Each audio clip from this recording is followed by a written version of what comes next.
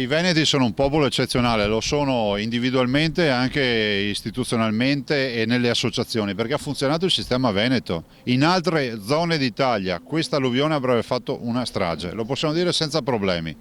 Abbiamo saputo coordinarci, abbiamo fatto anche tesoro degli errori fatti in passato, perché bisogna dirlo fino in fondo, non c'è un'università che ti insegna come comportarti con l'alluvione. Però è altrettanto vero che la squadra veneta ha funzionato e se non ci fossero stati i nostri angeli, che sono i volontari, 2500, questi risultati non si avrebbero. Sembra un po' assurdo, questo bacino alle nostre spalle è stato fatto nel 1926, no? In 8 mesi.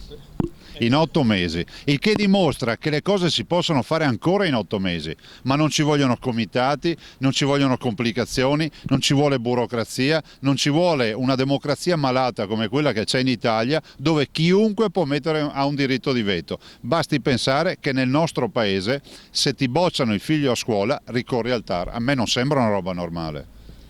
Ci sono, Presidente, tempi ragionevolmente certi, non dico per garantire che non accade più nulla, però per mettere in sicurezza con i nuovi bacini buona parte della pianura veneta?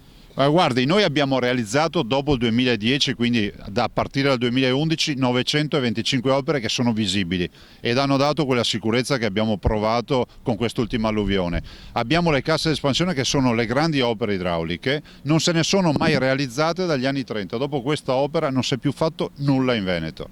E quindi noi pensiamo a un Veneto messo in sicurezza, ci vogliono risorse. Abbiamo ancora 2 miliardi di euro di investimenti che chiediamo a Roma, perché Roma deve finanziare la sicurezza del Veneto, perché il Veneto è colui che poi paga il conto a tutti.